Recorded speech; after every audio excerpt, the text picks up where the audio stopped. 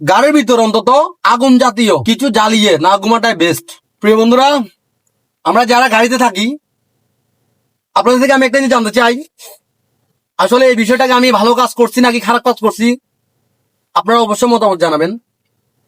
গাড়িতে যারা আমরা কয়েল জ্বালাই, ওই কয়েলটা অনেক ঝুঁকিপূর্ণ। কারণ সড়কে, বিভিন্ন ফ্যাক্টরিতে বা গ্যারেজের পার্কিং এর এরিয়াতে আমি অনেক দেখছি সোশ্যাল মিডিয়াতে কয়েলের ধোঁয়ার কারণে অনেক ড্রাইভারের বড় অঙ্কের ক্ষতি আর গাড়ি জ্বলে যাওয়ার, এরকম অনেক কিছু দেখছি। তো আমি সেক্ষেত্রে গাড়িতে কি ইউজ করে দেখেন, দেখছেন এটা কি? এটা হচ্ছে মশার স্প্রে, একবারে নতুন।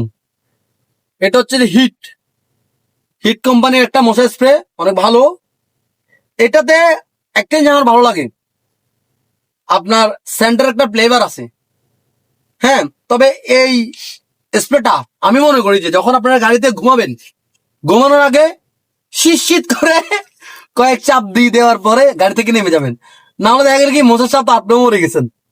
আর যাই হোক বন্ধুরা, তো যারা আমার মতো গাড়ি চালান ড্রাইভার আছেন, আপনাদেরকে আমি একটা কথা বলতে চাই, গাড়ির ভিতর অন্তত আগুন জাতীয় কিছু জ্বালিয়ে না ঘুমাটাই বেস্ট।